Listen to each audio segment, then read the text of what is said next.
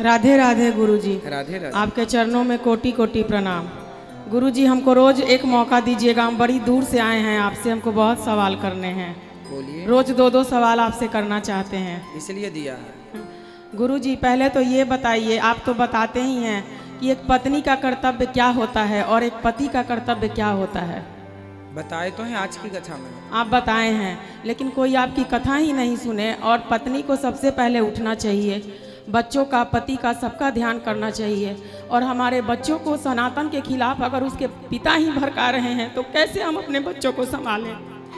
कहाँ है आप? वो पिता नहीं, वो तो आपकी कथा भी नहीं सुनते हैं। वो हमको लेके शादी के बाद ना कभी मैके आएंगे, ना ससुराल जाएंगे, ना हमारे साथ समाज में जाते हैं, ना अपने माता पिता को पूछते हैं। हम जिंदगी अकेले 11 साल दोनों बच्चे को पालने के लिए मैके में रहें। उसके बाद स्वयं हम जमशेदपुर दोनों बच्चों को डेरा खोज के स्वयं वहाँ आए। क्या करते हैं आपके पति? टाटा स्टील में, टाटा माइनिंग में है, उड़ीसा में। अच्छा, तो वो उनको कोई मतलब नहीं, ना हमसे मतलब, ना दोनों बच्चों से। और ऐसा नहीं है कि वो पीते हैं या खाते हैं या किसी और नारी से उनका कोई संबंध है। उनका नशा ऐसा है गुरुजी कि आज तक आप कथा में कभी नहीं बोले, क्योंकि आपको हो सके पता नहीं होगा। कौन सा नशा है? उनका नशा 24 घंटा मोबाइल का है। 24 घंटा उनका बस चले तो लेट बात भी बिना मोबाइल के नहीं कर सकते हैं और बिना खैनी खाए नहीं रह सकते हैं। उनको दुनिया से कोई मतलब नहीं। एक नौकरानी के जैसा हम उनके साथ जिंदगी काट रहे हैं गुरुजी। तो भी मेरे पे हाथ तक उठा दिए। बच्चों को डांटेंगे नहीं, पढ़ाएंगे नहीं। और अगर हम डांटेंगे कि बाबू इतना पैसा लग रहा है, पढ़ो, ये सब चीज़ नहीं खानी चाहिए, गुरुजी का कथा सुनो, नहीं डांटो, नहीं बोलो, उसके कारण बच्चों को बोलने के बजाय वो हमारे पे हाथ उठा दिए। और ऐसी बात है जो हम पूरे लोग के सामने आपसे नहीं बता सकते हैं। आपकी कथा है जो हमको आज तक जिंदा रखी है गुरुजी।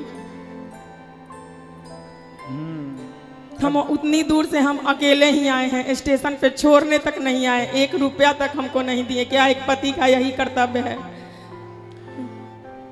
और हमको दुनिया का ना कोई अच्छे कपड़े चाहिए, ना गहने चाहिए, हमको बस पूजा का सामान और पूजा और भगवान ही हमारे लिए सब कुछ है। अगल बगल किसी से हमें कोई मतलब नहीं। तो आपके पति आपसे अच्छे से बात नहीं करते हैं? नहीं, उनका कहना है कि हम तुमको दुदकारे, हम तुमको बोले, हम तुमको मारे, लेकिन तुम हमारे पैर पर हो, तुम हमारे अधीन हो। बहुत पुराने ख्याल के हैं। और जबकि हम MSc किए हुए हैं, NTT किए हुए हैं, और लेकिन हम ऐसी जगह में हैं। हम शादी से पहले जॉब भी करते थे, लेकिन अब वहाँ टाटा स्टील के सिवा और कोई कुछ है ही नहीं। तो हम वहाँ क्या करें गुरुजी? बच्चों की भी शिक्षा, हमारे बच्चों को वहाँ क्रिश्चियन का स्कूल है, आपको पता होगा। जो टाटा के सबसे जो रजत टाटा हैं वो क्रिश्चियन ही हैं। और हमारे बच्चों को यीशु क्रिस्ट के बारे में बताया जाता है, राम कृष्ण के खिलाफ भड़काया जाता है। और जब हम बोलते हैं कि नहीं, हम लोग बंदर के संतान नहीं, हम लोग तो ऋषि मुनि के संतान है, और ये चीज़ हमने भागवत जी में पढ़ी भी है। आपकी हर बात सत्य होती है, लेकिन नहीं, अगर वो कभी बैठेंगे भी तो बोलेंगे मम्मी का बात मत सुनो, वो हम लोग बंदर के ही संतान है, वो छोड़ो, जो साइंस कहता है वो सुनो। हम कैसे अपने बच्चों का भविष्य सुधारें? आखिर एक पत्नी पति के साथ कब तक रहती है? हमको कुछ ना करे, हमारे बच्चों को तो करे, उनका भी तो बच्चा है।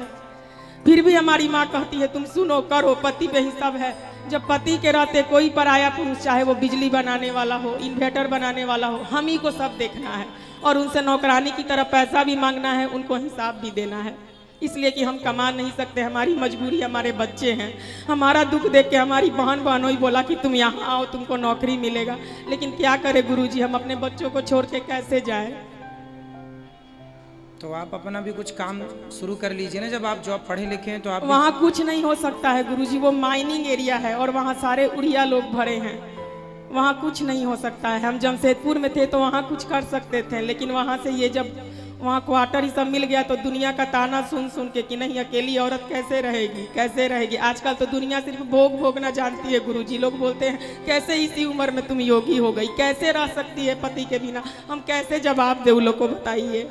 क्या प्रहलाद बचपन में भक्ति नहीं किए थे, ध्रुव नहीं किए थे, लेकिन कोई इस बात को नहीं समझता है। हमारा पूरा ससुराल का परिवार ही वही है। हम इतना तक किए थे। ऐसी ऐसी बात है जो हम सबके सामने नहीं बता सकते गुरुजी। बहुत आस लेके हम आए हैं, और हमारे जो गुरु हैं वो नहीं है। हम किनसे अपना बात कहें? मैके में भी कोई नहीं है, बस एक बूढ़ी माँ है, कोई नहीं है। ससुराल में किसी को किसी से कोई मतलब नहीं है।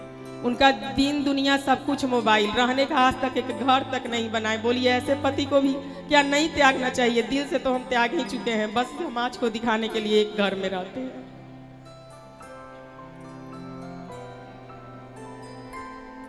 पति को समझाया जाए यही विकल्प है। नहीं समझते हैं गुरुजी। अगर आप उनसे अच्छा से बात भी कभी करना चाहिएगा ना तो आपके पास से उठ के चले जाएंगे। कभी भी बैठिएगा बस अपना खैनी बनाने लगेंगे, वहाँ से उठ के चले जाएंगे, आप ही को गलत साबित कर देंगे। जबकि अगल बगल सारी दुनिया कहती है कि इनकी वाइफ कितनी अच्छी है, ऐसी वाइफ तो बड़े नसीब वालों को मिलती है। और आप तो उस व्यास गद्दी पे बैठे हैं, आप तो देख के ही अनुमान लगा सकते हैं कि हम कैसे हैं। हम आपको क्या बताएं, अपना आदमी को ये नहीं बताना चाहिए। ठीक है, आप तो अपनी जगह बिल्कुल सही हैं। एक अच्छी पत्नी का, एक अच्छी माँ का कर्तव्य आप पूरा कर रही हैं। अब उन्हें एक अच्छे पिता और एक अच्छे पति का कर्तव्य पूरा करना चाहिए। लेकिन हमारे बच्चे का तो भविष्य खराब हो रहा है ना गुरुजी। हम उतना पैसा भी वहाँ दे रहे हैं, अपनी खुशी भी त्याग रहे हैं, लेकिन हमारे बच्चे क्रिश्चियन स्कूल में पढ़ते हैं। इस पे भी हम उनसे बात किए, कहीं रह के पढ़ाते हैं, नहीं, उन्हें कोई मतलब नहीं है। क्रिश्चियन स्कूल में पढ़ते हैं तो वहाँ के जितने बच्चे वहाँ पढ़ने जाते हैं तो क्या सबको वो लोग वही पढ़ाते हैं? हाँ बिल्कुल, जीसु कृष्ण का गाना होता है, हमारे राम कृष्ण का नहीं। हम इस पे बहुत रोए, बहुत बोले इनसे कि हम तो हिंदू लोग जो पढ़ते हैं बच्चे, उनके वो लोग ऑब्जेक्शन नहीं लेते क्या? नहीं, तो स्कूल से हटा देंगे, हम लोग की मजबूरी है। माइनिंग एरिया है ना, माल निकलता है, 1500 क्वार्टर है, कहाँ जाएंगे फिर? कोई सुविधा नहीं है वहाँ, रोजी रोटी है तो रहना ही पड़ेगा। बड़ी ये करके हम आपसे मिलने के लिए उतना दूर से हम आए हैं। तो बच्चों को फिर आप अच्छी जगह पढ़ाइए जहाँ उनको अच्छे संस्कार आप दे पाएं। बच्चों के साथ तो खिलवाड़ नहीं कर सकते ना, सही है। तो ये तो कहीं भी जाएंगे तो लोग पूछते हैं पति कहाँ है आपके। यहाँ तक कि वहाँ के समाज में लोग ये कहना शुरू कर दिए हैं हमारे बच्चों से कि इसके मम्मी पापा कभी एक साथ नहीं आते हैं। बोलिए, हम बोले अच्छा मत चिंता करो, हम ही कुछ सोचते हैं, अलग ही रहेंगे तब ये सवाल नहीं उठेगा।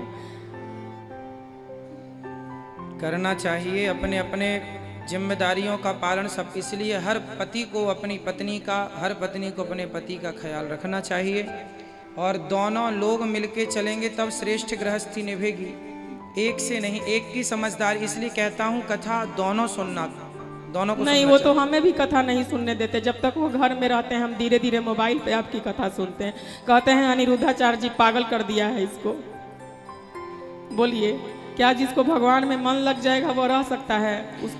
आप थोड़े दिन आप ऐसा कर लीजिए, आप थोड़ा पति की बात मान के देखिए, शायद आपके मानने से, आपके प्रेम से वो रीझ कर आपकी बात मानने हम सब करके देख लिए हैं गुरुजी। हम हर चीज करके देख चुके हैं, ना बच्चों के फ्यूचर की चिंता है ना कुछ। वही हम आपसे पूछना चाहते हैं, शास्त्र ये क्यों कहता है कि ऐसे भी पति के साथ उसकी पूजा करो, पत्नी के साथ ही ऐसा बात क्यों कहा गया है? शास्त्र ये भी नहीं कहते। शास्त्र ये कहते हैं कि नारी पतिव्रता हो तो पुरुष को भी पत्नीव्रता होना चाहिए। नारी अपनी जिम्मेदारी निभाए तो पुरुष को भी अपनी जिम्मेदारियां निभाना चाहिए, है ना? वो एक पिता नहीं, माता शत्रु पिता वैरी ये न बालो न पाठिता। जो माँ बाप अपने बच्चों को गलत रास्ते पर ले जाएं, जो गलत संस्कार दें, वह माता पिता नहीं, वह दुश्मन है। ऐसा हम नहीं कह रहे। नीतियाँ माता शत्रु पिता वैरी ये न बालो न पाठिता, न शोभते सभा मध्य हंस मध्य वको यथा। तो शास्त्र तो ये कह रहे हैं, शास्त्र ये नहीं कहते कि तुम्हारा पति जूता मारे फिर भी उसके संग रहो। ये तो समाज कहता है कि भाई रहना पड़ेगा। बाकी शास्त्र ये भी नहीं कहता कि छोड़ दो, परंतु समझा बुझा के, जैसे प्यार मोहब्बत से कोशिश। आदमी व्यक्ति गलत नहीं होता, व्यक्ति की संगति उसे गलत कर देती है। सुधारा जा सकता है यदि आप यहाँ लाएं। अब जैसे आप कह रहे हैं वो आ ही नहीं सकते। नहीं, वो तो आपकी कथा सुनते ही नहीं है, वो टीवी में भी खाली इंडिया अब ये है ना कि कोई हॉस्पिटल जाए तो उसका इलाज भी हो जाए। अब हॉस्पिटल ही ना जाए तो इलाज भी कैसे हो? यहाँ आए तो मैं समझाऊं भी, शायद वो समझ भी जाए, लोग समझ जाते हैं। अब आए ना, समझे नहीं, वो ना, किसी से बात भी नहीं करते। अगर इस घर में पूजा होगी, ब्राह्मण देवता बुलाएंगे तो फिर आप ही उनके पत्नी तो हो ही, आप ही अपने पति के गुरु बनकर आप ही उन्हें सही मार्गदर्शन कीजिए। आपके पति भटके हुए हैं रास्ते से। एक पत्नी का धर्म यही है कि भटके हुए पति को सही रास्ते पे लाना। तो गुरुजी वो लात मारेंगे और हम उनको बार बार समझाएंगे, कोशिश करेंगे। कुछ दिन आप समझाइए प्यार से, वो लात नहीं, वो अलग विषय है कि वो उनके संस्कार ऐसे हैं, परंतु आप कोशिश करिए शायद सुधर जाएं। अब छोड़ भी देंगे अपने पति को तो फिर छोड़ने से भी लाभ क्या है? नहीं है। लाभ नहीं है ना छोड़ने से, इसलिए उस व्यक्ति को समझाया जाए, समझा बुझाकर ठीक किया जाए। यही ऑप्शन है, यही उपाय है मेरे हिसाब से। आप लोग बताइए क्या उपाय है? क्या छोड़ देना समस्या का समाधान है? नहीं, पति को छोड़ देना समाधान नहीं है। बच्चे और अकेले पड़ जाएंगे, बहुत सारी जरूरतें होती हैं। एक गुरुजी, एक पूजा करने के लिए, एक आहुति साथ में देने के लिए, मंदिर जाने के लिए हम तरसते हैं, कोई बात नहीं नहीं, जाते आप हैं। थोड़ा